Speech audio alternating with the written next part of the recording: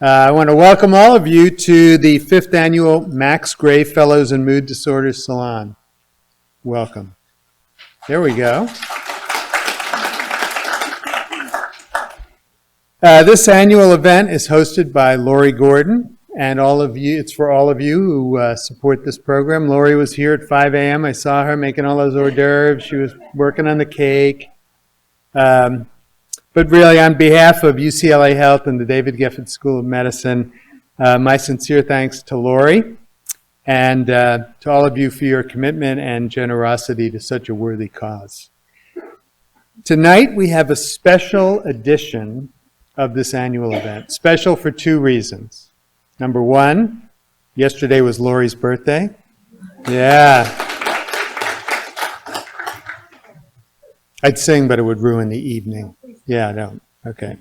And more importantly, I wanted to announce the naming of the Max Gray Child and Adolescent Mood Disorders Program. So there was a fellowship, and now this is an entire program, and it's dedicated to Max and supported by Laurie. So congratulations on that.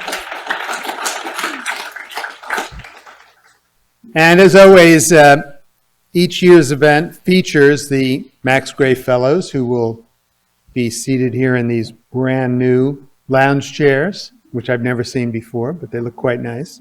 And it'll showcase the work of the child, adolescent, and the adult mood disorders clinical programs of the Department of Psychiatry and the Semel Institute. And Dr. Michael Gitlin is the director of the Mood Disorder Clinic. Where are you, Dr. Gitlin? There he is. And Dr. David Miklowitz is the director of the Max Gray Child and Adolescent Mood Disorders Program. There he is, Dr. Miklowitz. So I want to give you just a sense of the success of this program by the numbers. Right? So this is a program designed to increase access of expert care for children and adolescents with disorders that are of a behavioral nature. So since Laurie started the fellowship in 2014, more than $1.1 million has been raised. You can applaud, that's fine to do. It's provided funding for 13 fellowships, and most importantly, the number of patients seen, the unique individual patients seen in the program has steadily risen. In 2017, 20 patients were seen. In 2018, 46 patients. Last year, 151 patients. So it has achieved its goal and is continuing to increase the access to patients who really need these services. I can tell you the need for these services is overwhelming. Each month I attend the UC Regents meeting, and during the open public comments session, there is always a number of students who ask about increased mental health and behavioral health services from the University of California. It's something we need to do. It's something this program helps to provide. And this program builds the capacity now and in the future to provide a pipeline of highly qualified, experienced individuals, well-trained practitioners who are going to focus on this population. So I'll just close by thanking Laurie and Steve Gordon for the generous support they've given to neuroscience at UCLA in general, and to Laurie in particular for her courage and commitment in establishing first the fellowship and now the program, and to all of you for your support. So please wish Laurie a happy birthday by welcoming her to the stage. Wow. Thank you all for being here tonight. Usually this is my happiest night of the year. I'm so proud of the work we're doing. But tonight I stand here with a heavy heart. We lost a very good friend, and today was his funeral, and unfortunately he couldn't be here, but his wife, Bernie Briskin, and his wife, Judy, urged us to continue tonight and to continue the good work we're doing. So for Bernie and for Max, I'm so proud to be up here tonight. I have so much gratitude in my heart. Thank you, John, for those lovely remarks. The 5th annual Max Gray Salon. We're really making a difference. Everyone, to our fellows, to Doctors Miklowitz and Gitlin, your leadership is extraordinary. Taking the time to train these fellows is terrific. We're doing something that we're just increasing the capacity, training these young minds, and you're making it happen, so thank you. Thank you to UCLA leadership tonight for being here, Dr. Mazziotta, Kelsey Martin, Tom Strauss, Janice Bizzo. Thank you for everything you do to make this work so easy for us. Every day we strive to honor Max, and we keep trying to do better and better. This year, we've changed the format.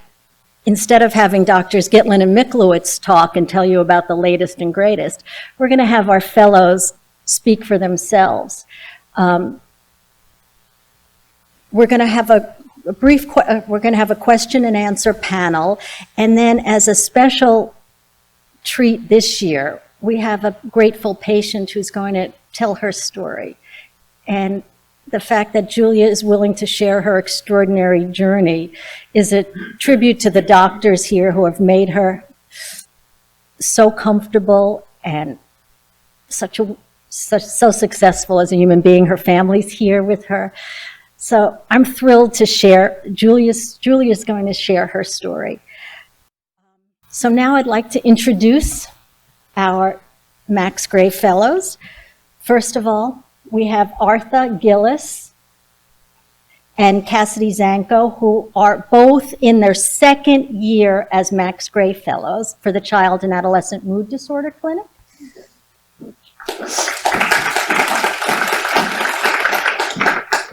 And then we have Adnan, Majid, and Eric Rosoff from our Adult Mood Disorders Clinic.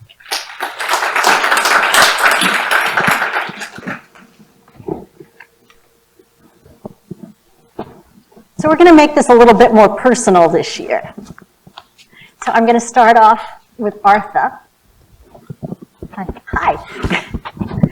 So Artha, I know you have a PhD, and then you decided to go back to get your MD. That's correct.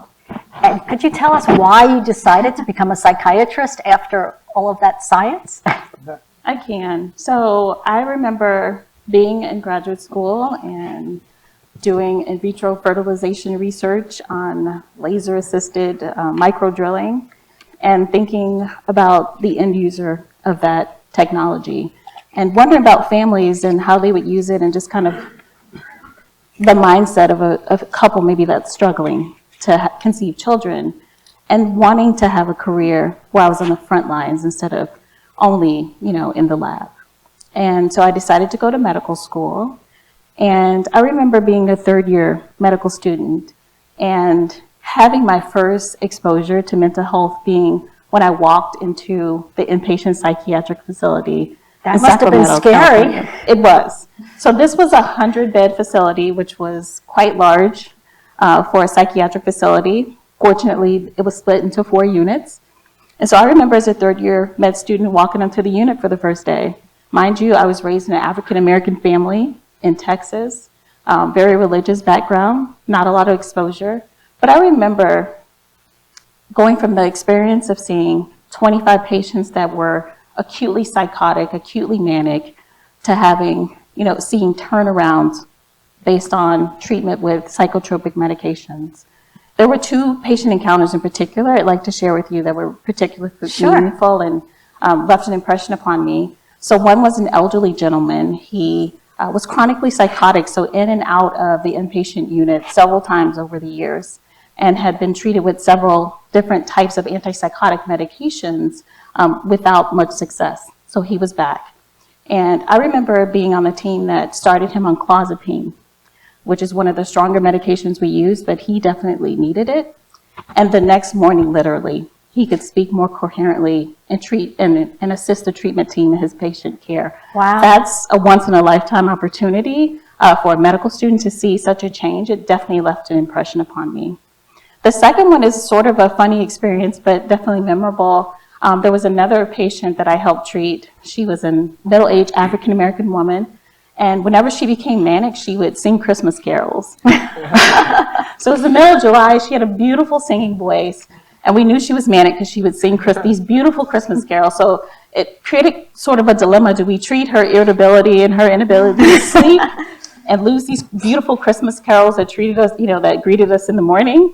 Or do we, treat her, the symptoms that she was having to help her be more functional? Obviously, we treated her, but, that's the sort of experiences that I got to be involved in as a medical student that helped me see that I wanted to be able to help people that were impaired become more functional and participate in society like I imagined they wanted to do. Wow. How did your family react to you becoming a psychiatrist? So again, I grew up in the church. My dad was a Baptist preacher, and in a Baptist church, you typically don't talk about psychiatry and mental health. There's no such thing as depression.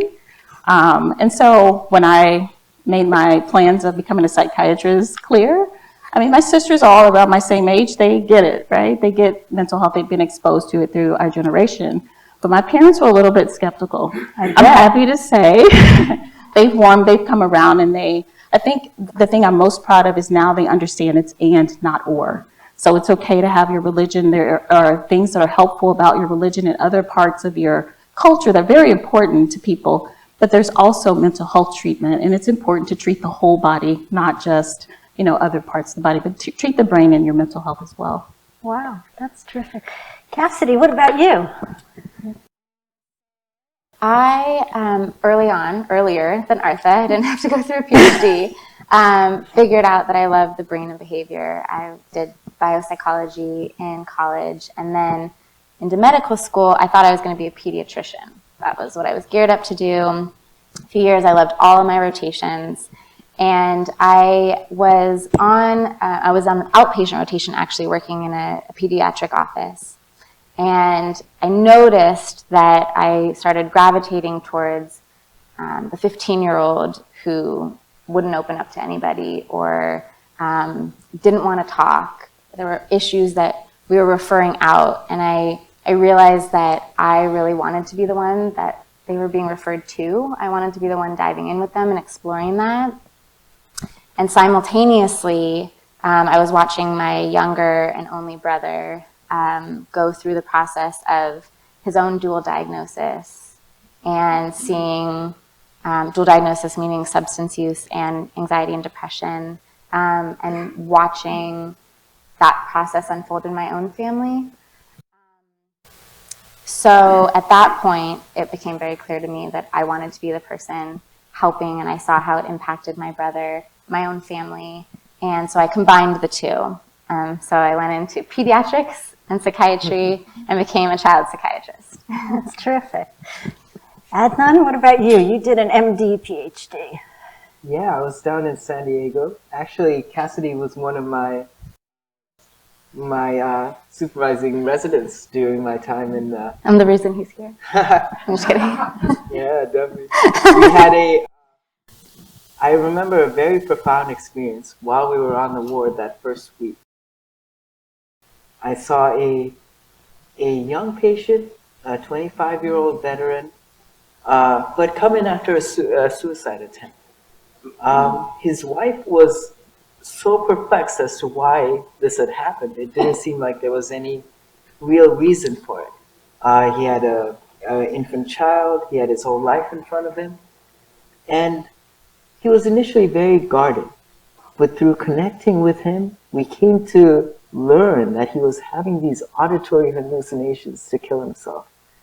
And in that process of slowly connecting with him, uncovering this previously undiagnosed psychosis, we were able to treat him, and within the course of a week, he became a lot better.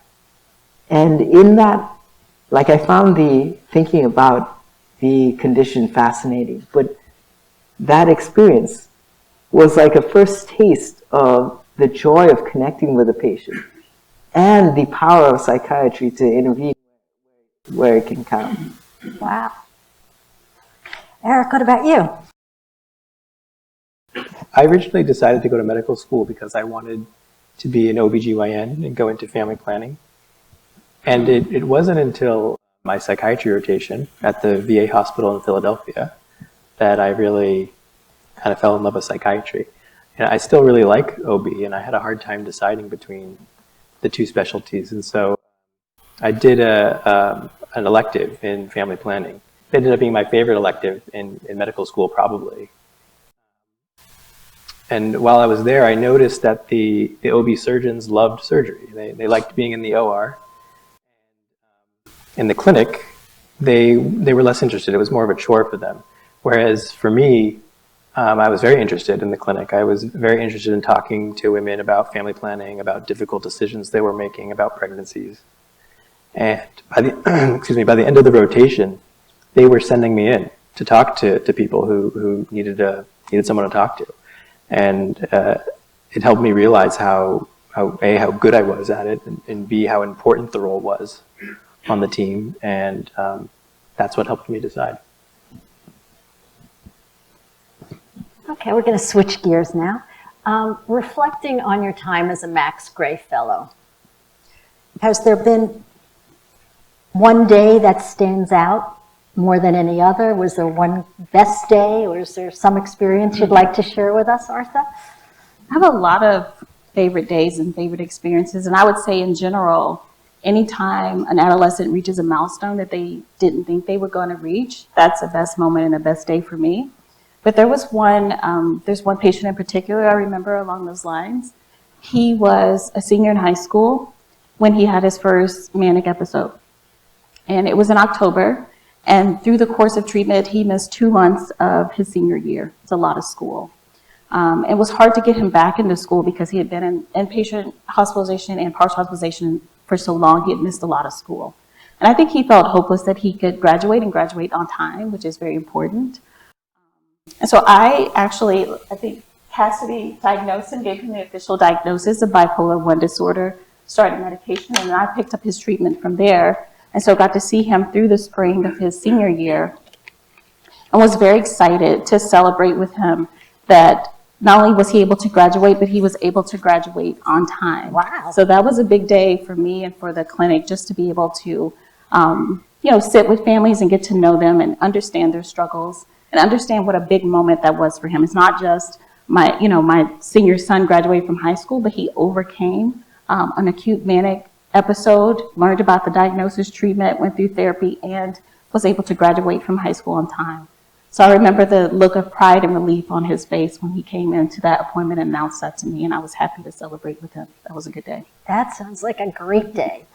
Do you have a particular day or moment as a Max Gray Fellow that you think was your best day? Or Yeah, so I think my favorite days are, this might sound a little weird, but when patients start to feel like they don't need us as much, and they start to, so I had a family in the clinic who was driving out here every week. In this clinic, we do family therapy as well, which as a psychiatrist is such a blessing to get the opportunity to practice therapy. And they were driving out here every week from Bakersfield. And this was a young family with 4 kids under the age of 11 and 1 on the way. Yes, and they were there for their middle child, a 9-year-old girl, and she was diagnosed with DMDD, which is disruptive mood dysregulation disorder, essentially a diagnosis that's been created to hopefully lower the amount of diagnoses we're giving of bipolar disorder to our youth. And with medication management and therapy, they came every single week, drove out here hours and hours and hours. Wow. And I think one of my favorite days, to your point, or your question, was the mom telling me, I think that we can spread out our appointments. Because, there's phone calls and there's lots of work in between. But when they started to use the skills at home and feel like they were okay and moving forward, to Artha's point, kind of seeing that, that was one of my days that came to mind when you asked that. Wow. What about you, Adnan?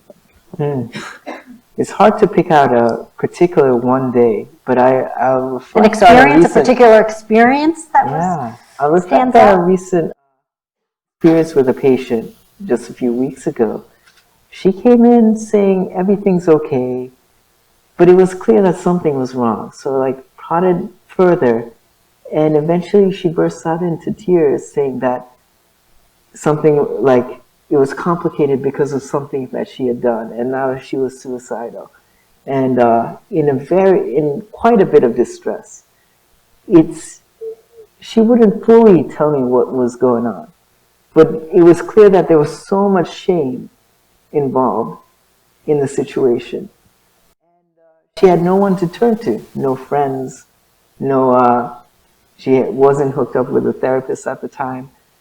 So I tried to create an environment where she would feel able to talk about the things without judgment. Made sure that she'd be seen within a week. The next week when she came, she expressed a lot of gratitude that because of that, she was more able to open up. She had reached out to some friends. She was no longer feeling suicidal. And that really felt like Progress. that was like making a big impact at that point. Terrific. What about you, Eric? Yeah, well, I was talking to Dr. Gitlin outside, and I was reflecting that some of my favorite days are the 7 o'clock Wednesday mornings when we all get to do supervision together. And I get to spend time with Adnan and Dr. Gitlin, and it's really nice to have time with colleagues. I have a patient who has PTSD from a car accident, and there was a morning he came in, and he was crying and trembling and feeling hopeless. He's a very careful driver, but he had only narrowly avoided an accident on the way into our appointment. And our appointments are 20 minutes.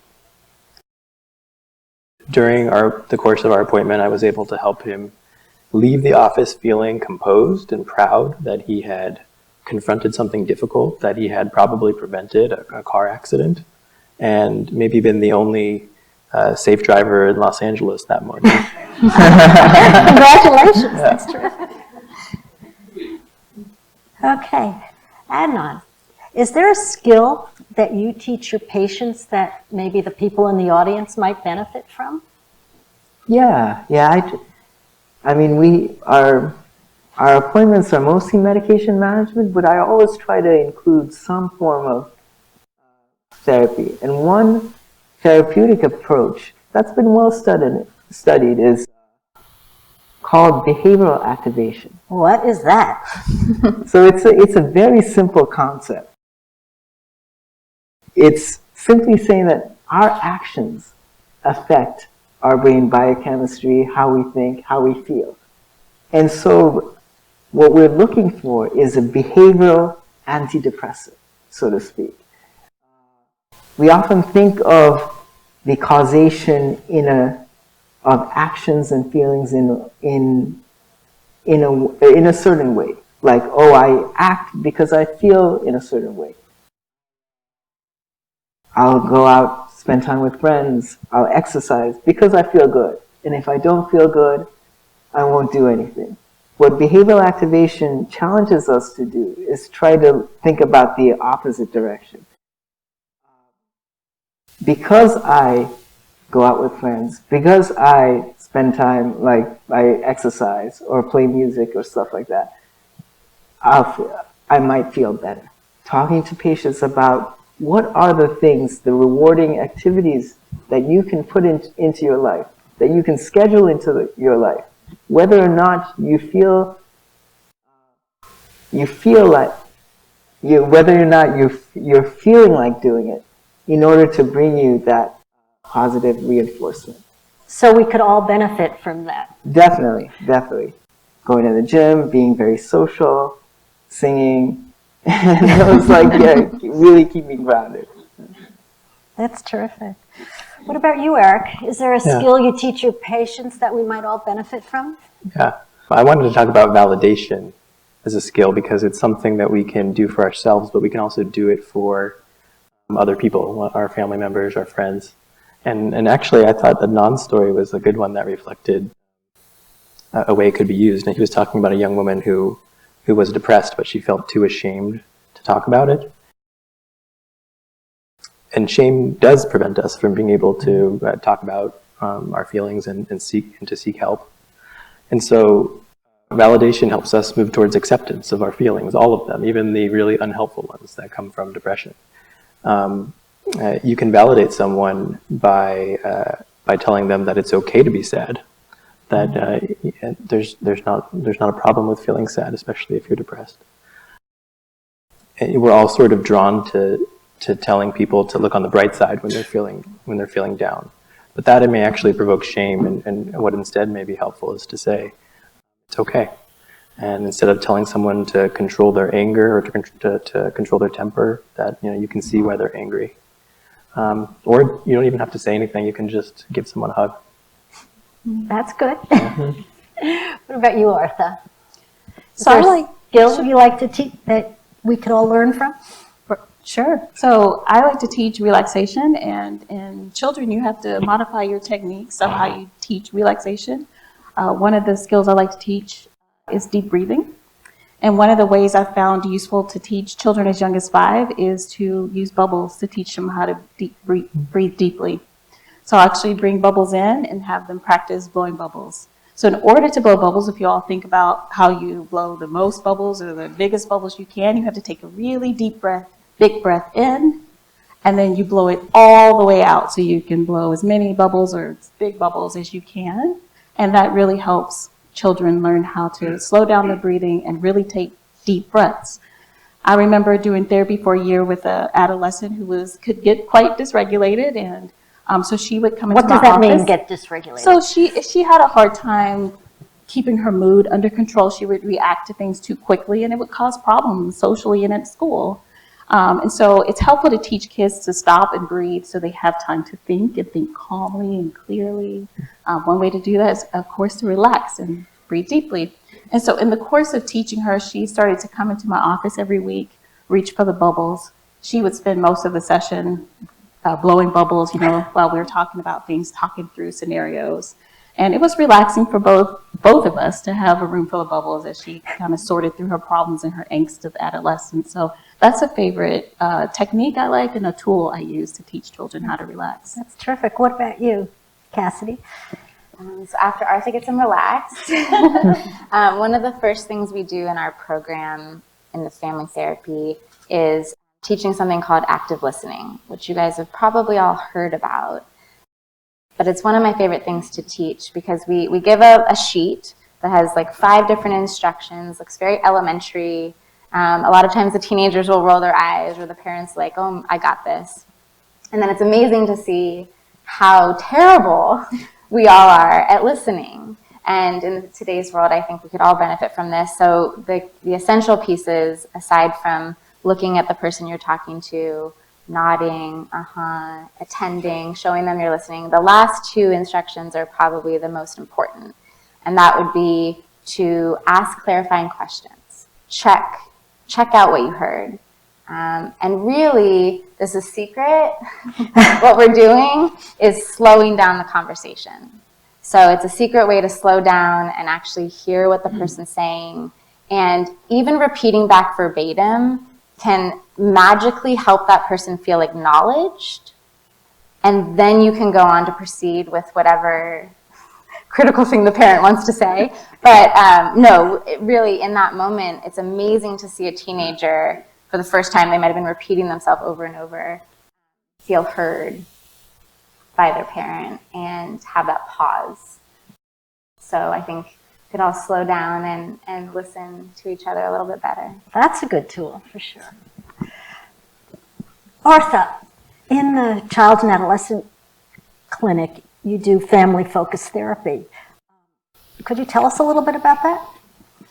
Sure. So family-focused therapy is a modality we use in the Max Grade CHAMP program. It's a critical part of treatment in addition to medications, critical part of treatment for mood disorders. And it's basically 3 modules. It's spread across 12 to 16 sessions depending on the family and how much they need, how quickly they pick up skills like active listening. The first module is psychoeducation or simply education. So it's educating the family on the diagnosis, the symptoms, early warning signs of recurrence, and just things to watch out for, and really empowering them to know how to treat their kid, how to communicate with the doctors, speak in the language that we can all understand and know what we're treating. The second module is a communication module, communication skills, and that's where we teach the active listening skills. We also teach how to express positive and negative emotions. How would you do that? Well, it's a little bit involved to go into here, Okay. but basically the whole premise of teaching communication is that sometimes when families come in, they're not communicating very effectively, and that can be stressful in a family. And when you have a loved one with a mood disorder, it's very important to keep the stress levels as low as possible to manage the stress in the home. And so we teach active listening, how to communicate positive and negative emotions, how to make positive requests of each other, parents to children, children to parents, things like that. And then the final module is a problem-solving skills module. So conceivably, everybody in the family has a certain style of problem-solving, but when it comes to having a loved one with a mood disorder, the family needs to come together and know how to solve family problems in a kind of coherent and synced way. They need to synchronize their problem-solving skills. And so that's the final module before they graduate from therapy, much like Cassidy's family did. So we teach those 3 modules over 12 to 16 weeks, and research that Dr. Miklowitz has done through the Max Grade program has shown that having the skills that people learn in family-focused therapy can delay the recurrence of a mood episode by 6 months, which is 6 months of living and getting your driver's license and graduating high school. Is really, those 6 months are critical. It makes a big difference in the treatment. So it's just as important as the medication piece when it comes to treating mood disorders. Wow, that's terrific. Cassidy, as you finish your 2nd year as a Max Gray Fellow, and I'm so happy to share that today, I found out that Cassidy is staying for a 3rd year as a Max Gray Fellow, so we're thrilled about that. Would you tell us about your thoughts of being a 2nd year, your thoughts as you finish the 2nd year and begin your 3rd year as a Max Gray Fellow? Yeah, I think for me, kind of like why I went into this, continuing on means continuing relationships. So I get to continue with the same families. And as you guys are hearing, our treatments are not fast. They're not quick fix. And so being able to follow a family and see them through their treatment is incredibly rewarding. And I'm very excited that tonight we actually have someone here, one of my previous individuals who's come through our clinic, to share that through her own words. But I think that is really what stands out to me. And so I'm really excited and honored that you guys would encourage me and ask me to continue on. So thank you to you guys both. Well, it's our privilege.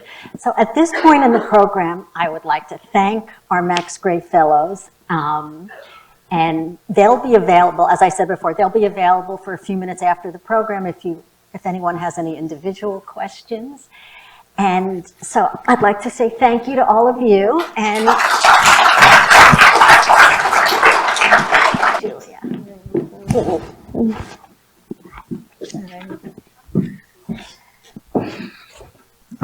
Okay, so I'm going to introduce Julia. I had the privilege of getting to meet Julia almost 4 years ago on the inpatient unit here at UCLA. The child, she was about 16, and she had recently been admitted for symptoms that led to a diagnosis of bipolar disorder. She had had a manic episode. From there, as is the case with most families, this was incredibly challenging for her parents, for her to hear, and to kind of accept that this was the case. She actually went off medication after that and had to be rehospitalized.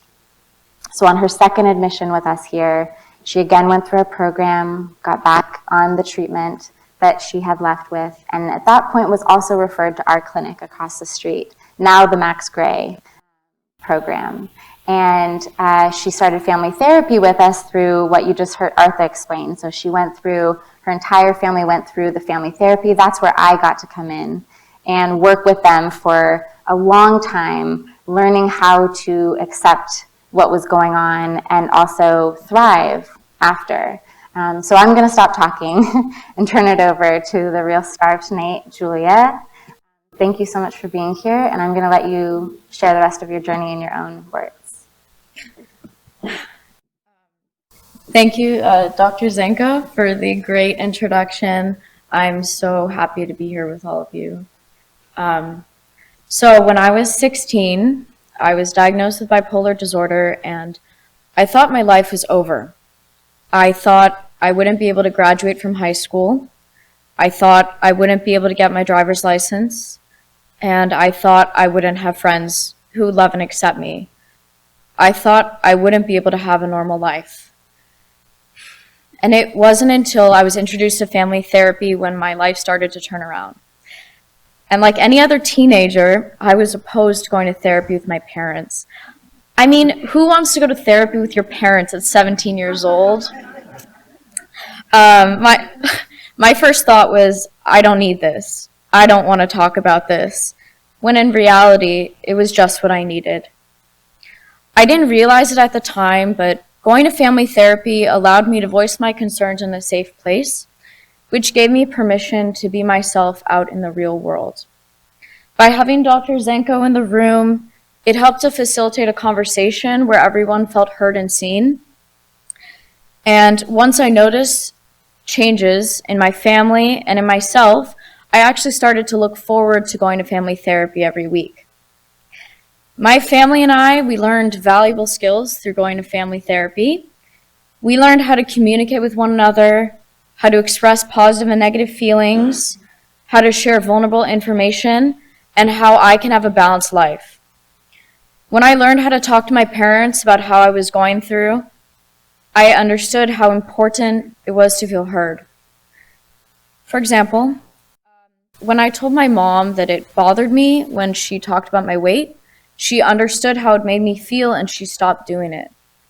When I learned how to share vulnerable information with friends and family, I was able to let people know what was bothering me and lift a burden off my chest.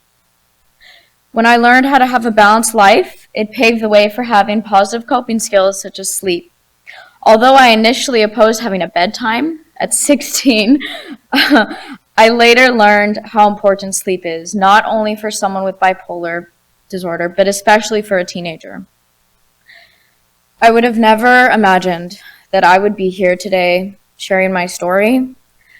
I would have never imagined going to college, getting good grades, working, having friends who love and accept me. I would have never imagined going to dinner with both of my parents for my 20th birthday. Let alone the positive relationship I have with the both of them. Thank you to UCLA for, I wouldn't be here today without the patience and grace from the UCLA team.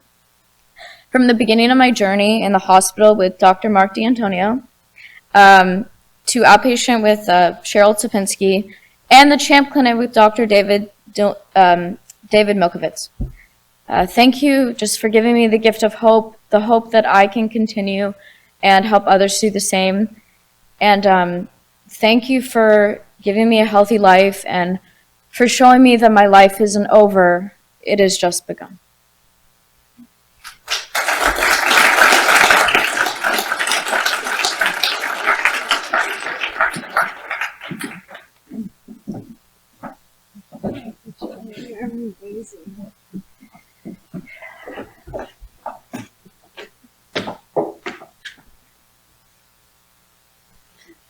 Wow. Thank you, everyone. Thank you all for being here, and thank you for making the work that we do at the Max Gray Child and Adolescent program so effective, and the Adult Mood Disorders Clinic. Thank you, Drs. Gitlin and Miklowitz, for teaching our fellows to do this tremendous work. Thank you again to UCLA leadership for being here, and for Tom Sprouse for being my friend and colleague, and to our development team who's worked tirelessly with me and with Emily Rose for putting this together. I can't thank you enough, and I really want to keep up. Let's do 5 more years or more, and let's get more patients next year and open the clinic more days, David. And Thank you all for your continued support, and the fellows will be around now for any questions that you have. Thank you.